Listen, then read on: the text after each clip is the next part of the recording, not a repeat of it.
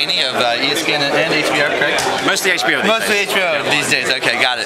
So this is going to be a great fight. You got the two warriors, Sergio Martinez and Miguel Cotto. It's pretty rare that we get a fight, of this magnitude. In MSG, it's been a while. Who do you think is going to have the edge in this? Do you think that Cotto moving up is going to have difficulty, adjusting, or is it Sergio because of the injuries he's had?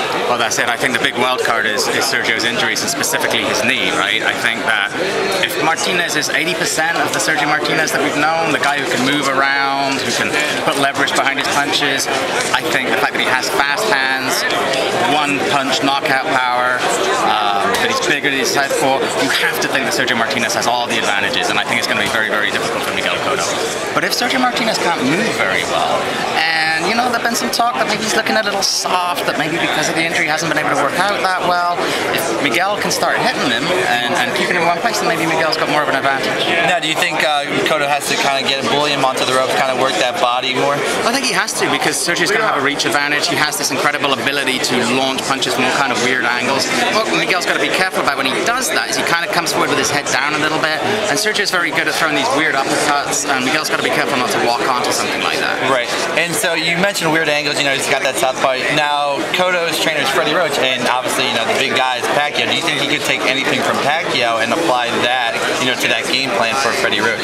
Freddie always says that not only does he like his guys fighting southpaws, but when he was a fighter, he liked to fight southpaws. So he's particularly into the idea, I think, of having the challenge. And of course, he has had a fighter up against Martinez before, but unfortunately, that fighter decided not to train for the fight, which was a disadvantage. But Freddie feels pretty confident about having the game plan here. I saw Miguel train the other day, and obviously he's only training, but he's bouncing more than he has been for a long time. He's looking lighter on his feet. He looks like he's more energetic, more into ripping his punches. So we'll see. Yeah. So who would you say has the? Who do you think? How do you see this one playing out? Do you think decision, cards? I mean, what do you think? My pick officially, unless he is injured and hurt, is that I think that Sergio Martinez is going to win by a knockout. And it pains me to say that because I love me some Miguel Cotto. Yeah. I think it'll be an exciting fight while it lasts. Could be pretty close. But I wouldn't be surprised if Martinez just brings one of those weird punches out of nowhere.